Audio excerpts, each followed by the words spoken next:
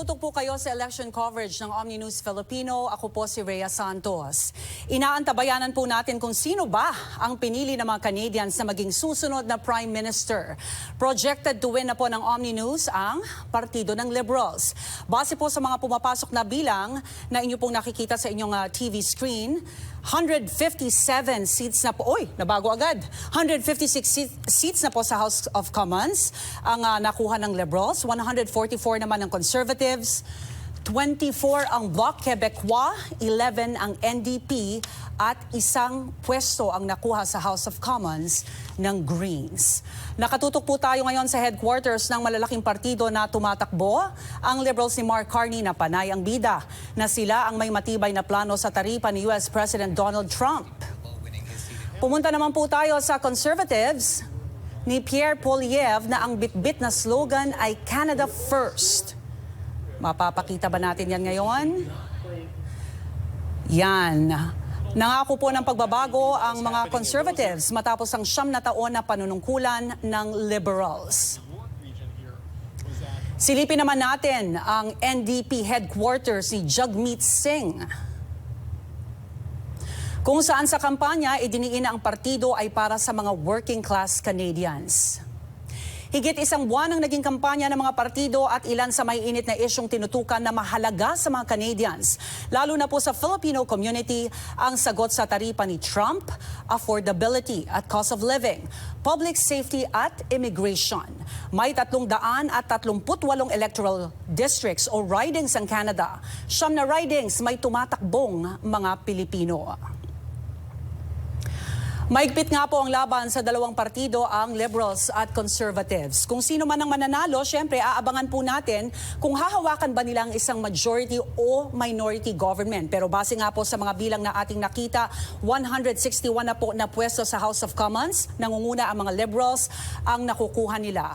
Para samahan po na tayong himayin ang resulta ng eleksyon. Makausap natin in studio, suki na po ng OMNI News, ang ekonomistang si Dr. Michael Batu.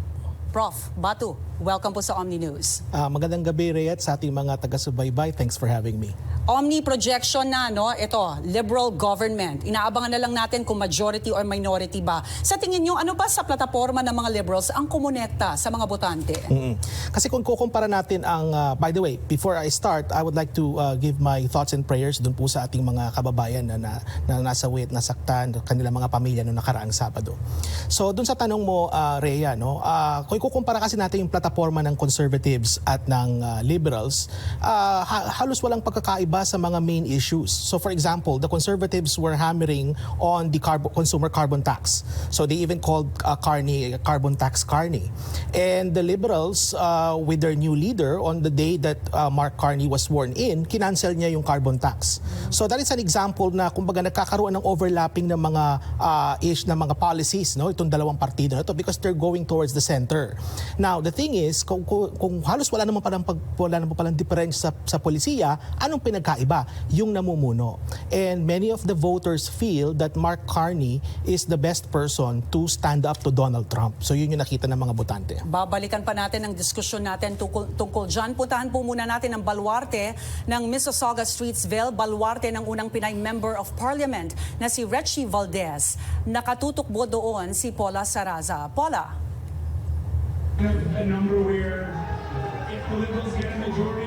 Rhea, lagpas 2 oras matapos isara ang election polls batay sa unofficial tally, dikit ang laban sa pagitan ni Pinay Canadian Liberal candidate Retchie Valdez at ang kanyang katunggaling mula sa Conservative Party. Nagaganap ngayon ang isang election watch party para kay Valdez na nag-umpisa noong alas 9:30 ng gabi.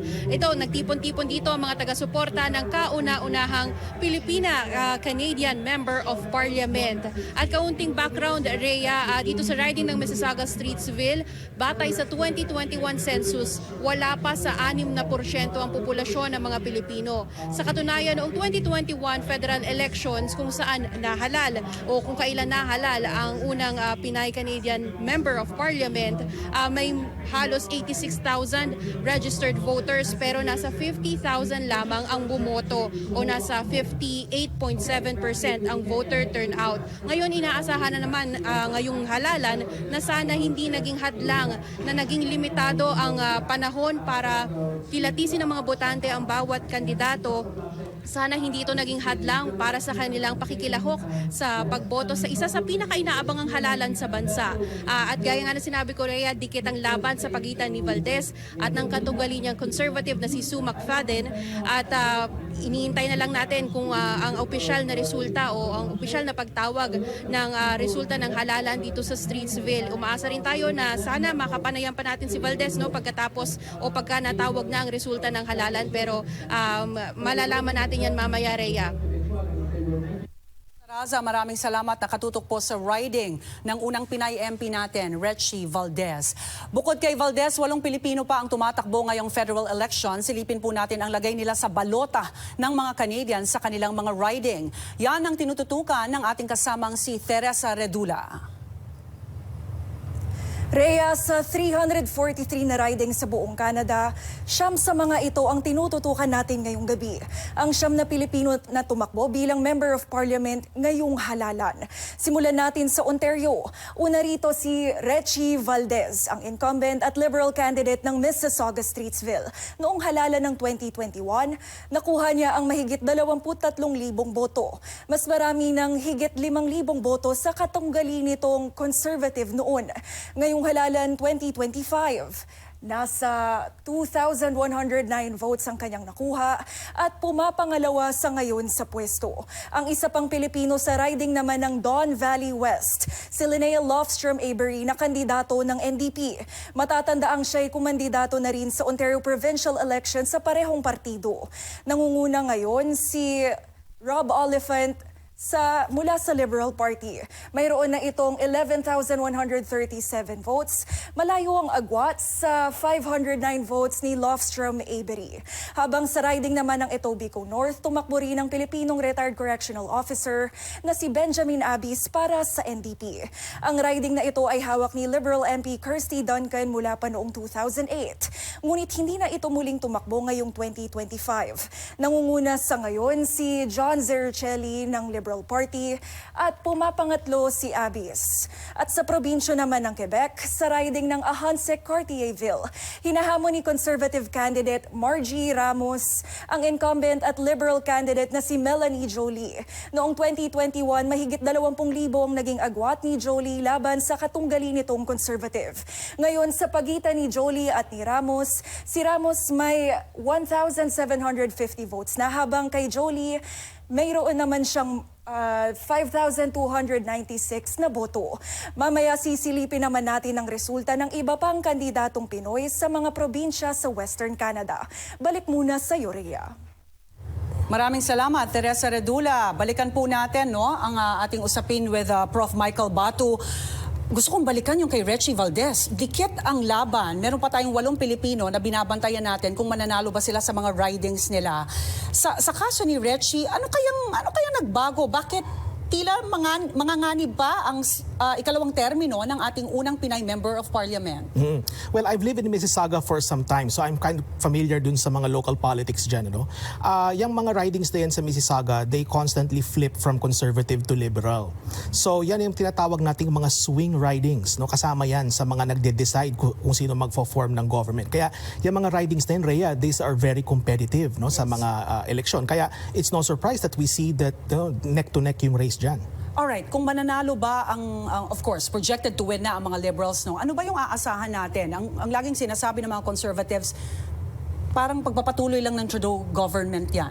More of the same ba? Well, what exactly happened was that Mark Carney has placed the Liberal Party sa sentro. Kasi dati nung si Justin Trudeau, yung kanyang mga polisiya, mga left-leaning . So ang ginawa ni Mark Carney is he put the policies to the center, kaya he was able to attract a broad coalition of support. Kaya nakita natin ngayon ang projection that they will form government. Kung minority or majority, at this time we still don't know. But nonetheless, he was successful in terms of using this set of policies to form a coalition. Kaya siya ngayon, saan galing yung coalition niya? From people who used to vote NDP, now are voting Liberal. There are also red Tories. These are conservatives who are now voting Liberal because of these policies. So in that regard, successful si Carney dyan in terms of attracting support. Alright, Prof, balikan po muli natin ang Mississauga Streetsville, ang baluarte ng unang Pinay MP na si Retchie Valdez. Paula. Rhea, kasama nga natin dito ang isa sa mga aktibong volunteer sa kampanya ng natatanging Pinay Canadian MP, no? Umaasa na muling mahalal si Valdez bilang kinatawan ng riding ng Mississauga Streetsville. Kasama ko ngayon si Dr. Solon Guzman po, sa inyong lingkod. Yeah. And I'm a volunteer of Richie's team. The first Filipina who's being hopefully re-elected as a MP, re-elected as an MP of the Parliament. Opo, no, ngayon po medyo dikit po ang laban. Alam ko po na gusto niyo manalo si Valdez. Siyempre, ano pong masasabi ninyo na ganito yung resulta ngayon, hindi pa po natin masabi? We are very confident that Richie will gonna win this election because the fact that she is a good leader and people believe on her, and I know that she will be representing the Filipino community in the Greater Toronto area and in the whole country, Canada. So we are very proud of her. We know that she will make it this time as re-elected as a member of the Parliament again and Minister of the Cabinet. Aside po from Retchie being, of course, a Filipina-Canadian, ano po ang trait niya na talagang nakikita niyo pong fit to represent the riding of Streetsville in Parliament and to, be called as a good MP, a good public servant? Yes, she's a very public servant. Yung track of records niya maganda. In the past administration that she has been, she was also a minister and she's very transparent. She is very knowledgeable. She also listens to people, what they need, and she's always there for the community and for the country. So I'm very confident that she is competent enough to hold this position as member of the Parliament. At ayan nga, Rhea, patuloy pa rin natin tinututukan, binabantayan ang resulta ng halalan, pero gaya nga ng sinabi ko kanina, dikit pa rin ang laban sa pagitan ni Pinay Canadian Liberal candidate Retchie Valdez at ang kanyang katunggali mula sa Conservatives Party. Maraming salamat, Paula Sarazan. Ako, exciting, Prof. Pero sa puntong ito, balikan po muna natin ang naging karanasan ng unang Pinay Member of Parliament sa House of Commons. My door is always open. Constituents know that they come and schedule a meeting with me. They can talk to me. They can share with me what's on their mind. Sa unang termino sa politika ni Filipino-Canadian Liberal candidate Retchie Valdez, di lang pagiging kinatawan ng riding ang dala niyang responsibilidad. Pasan niya rin ang pagiging boses ng Filipino-Canadians saan mang panig ng Canada. Some of my favorite memories are around the young Filipino Canadians who worked on the Hill through the Canada-Philippines Parliamentary Friendship Group, which I spearheaded. Sa kabila ng patuloy na pagsulong sa representasyon ng komunidad sa bansa at politika, ibinahagi niya rin ang ilang personal na pagsubok bilang natatanging Pilipinong MP. Being the only voice, it was challenging because not very many people look like me on Parliament Hill. And I would continue to approach and walk into spaces on Parliament Hill, and I'd always continually get ID'd. Even as a federal minister, I still continue to get ID'd on Parliament Hill. The traits that we have as Filipino Canadians, whether that's hardworking, resilience, and grit, those are the things that I carry through in my role. And I continue to remain very proud and stand strong as a Filipino woman, a Filipino Canadian, and I never shied away from representing who I am, exactly who I am. Umaasa si Valdez na mahimok pa ang mga Pilipino na tumakbo sa public office para maipagpatuloy ang pag-angat sa boses ng Filipino-Canadians sa bansa. Balik po tayo sa ating diskusyon kay Dr. Batu, Siyam na Pilipino tumatakbo ngayong taon sa federal election. Bakit parang hirap? Bakit ang laking hamon na makapasok tayo sa House of Commons? Kasi hindi naman enough na meron kang suporta ng partido, Rhea. Kailangan meron ka ring suporta ng komunidad. No? Mahalaga yun. May mga ridings na ang suporta ng partido is very important. No? Kasi kung meron kang makinarya, ikaw ay mananalo talaga, sigurado. Kaya lang may mga ridings na hindi enough yung machinery.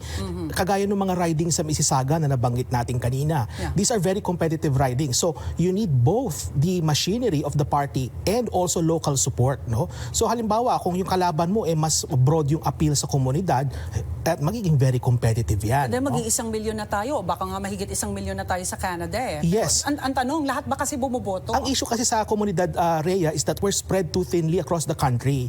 Hindi tayo concentrated sa iisang riding kagaya ng mga ibang groups, no, na kung saan they're able to field candidates na ipapanalo nila because of the ethnic vote alone. We don't have that kasi kalat-kalat tayo. Bagamat malaki tayo in number, but we're spread too thinly across the country, Rhea. So yan yung epekto ng pagiging manipis ng distribution natin mga Pilipino across the country. Pag-uusapan pa natin yan, yung partisipasyon ng mga Pilipino sa electoral process, no?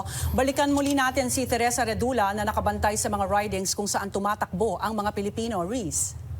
Rhea, puntahan naman natin ang mga Pilipinong kumakandidato sa mga probinsya sa Western Canada. Sa Manitoba, tinututukan natin ang riding ng Winnipeg North. Lalo't dito nahalalang kauna-unahang Pilipinong MP na si Dr. Ray Pagtakhan. Kung pagbabatayan ng 2021 census, mahigit 30% ng populasyon nito ay mga Pilipino. Ang tanong ngayong halalan sa mga botante doon, kung pipiliin ang 15-year track record ng Liberal incumbent na si Kevin Lamoureux o representasyon ng mga Pilipino sa House of Commons kay Conservative candidate Rachel Punzalan.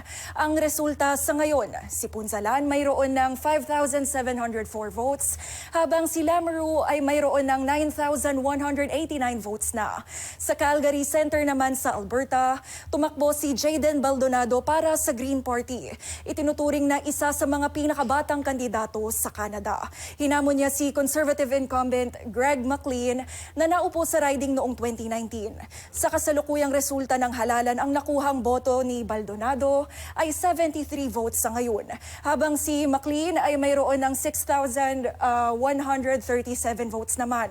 At sa British Columbia, simulan natin sa Vancouver East, kay Lita Cabal ng Conservatives na sinubok makuha ang riding mula kay NDP incumbent Jenny Kwan, na hawak ang riding mula pa noong 2015. Ang boto sa ngayon, mayroon na siyang kay Lita Cabal, meron na siyang 448 votes, habang kay Kwan, meron naman siyang 647 votes.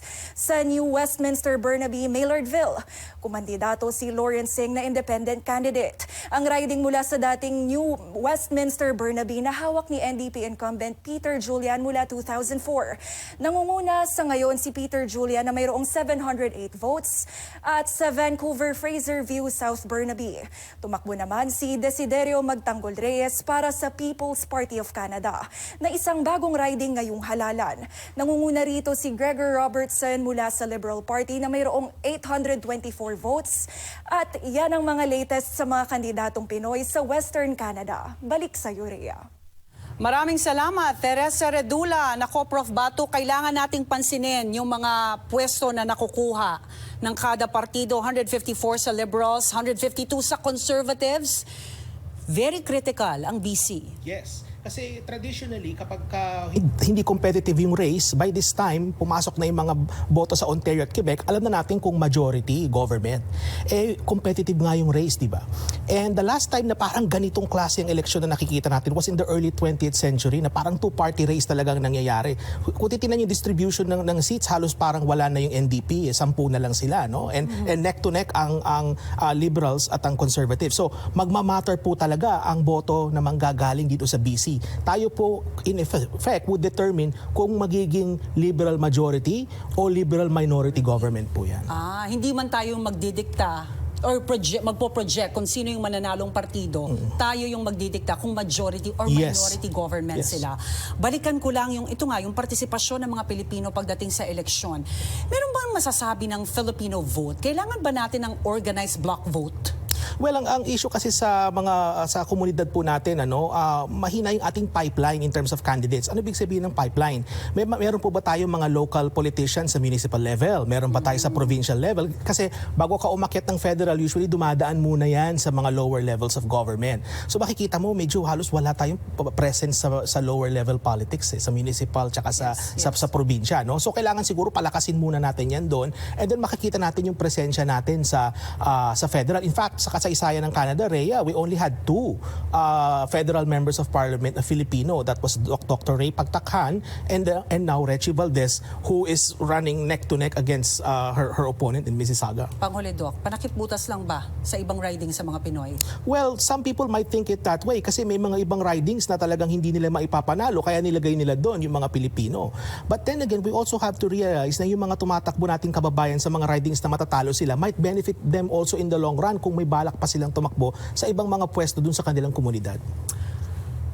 Mga kababayan, ano nga ba ang kailangan para makasungkit ng pwesto sa House of Commons? Panoorin po natin sa report na ito. Nasa 1 milyon na ang mga Pilipino sa Canada, kaya naman itinuturing na itong isang mahalagang voting bloc ng mga partido. Pero bakit nga ba tila mahina pa rin ang epekto ng Filipino vote pagdating sa halalan? Ayon sa ilang Filipino political observers, wala pa talagang tinatawag na Filipino vote sa Canada, pero hindi nila imposibleng magkaroon nito kung gugustuhin ng komunidad. Kailangan lang daw ipakita ng mga Pinoy na kaya nitong magpanalo ng mga kandidato sa kanilang lugar, Pilipino man o hindi ang tumatakbo.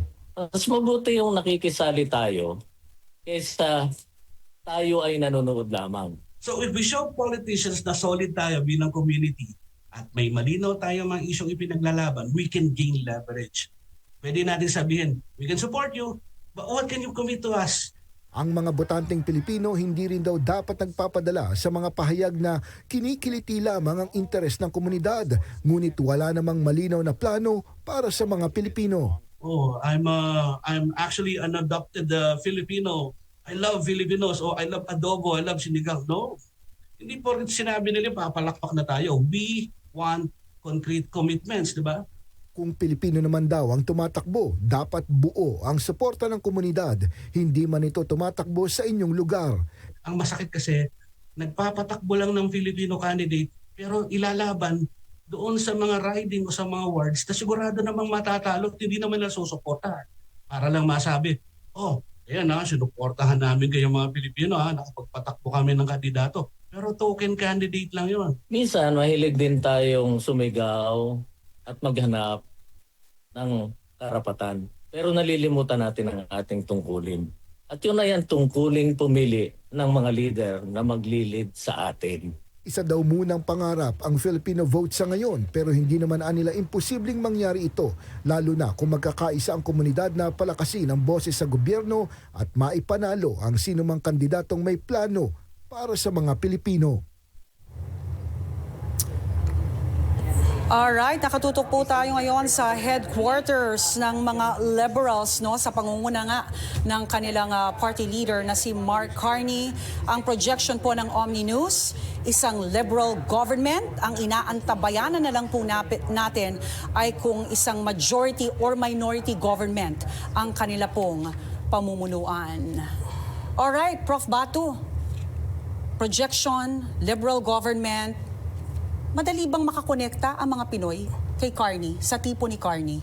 I think what connected Mark Carney with the community is yung kanyang education and experience.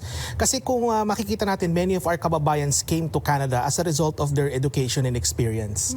Marami sa ating mga kababayan, lalong-lalo na yung mga old school nating mga kasama, na they value education a lot. Yan yung mga kababayan natin na nagpapaskill pa, naglalagay pa nga ng diploma sa kanilang mga pader sa sala. Naka-resonate yan sa kanila. Nakita nila yung level of education ni Carney, experience, it resonated with them. Kaya sa kapalagay nila, compared sa mga ibang leaders, Mark Carney with his education and experience is the best person to stand up to Donald Trump. Kaya nagustuhan nila si Carney. Alright, Trump, affordability and cost of living. Yan yung mga yung mga isyong malalapit sa sikmura talaga. Hindi lang ng mga Pinoy, ng mga Canadians Kung meron tayong and immigration. Yes. Mahalagang pag-usapan din ang immigration. Pagdating sa mga issue sa immigration, may malaking pagbabago ba sa nakaraang Trudeau government? I guess parang itutuloy-tuloy din nila, ano? Yes, ang sinasabi kasi ng liberal platform is slow down sila ng immigration. Pero yung platform, by the way, ng conservative, mas lalong maraming cuts, ano? Yes.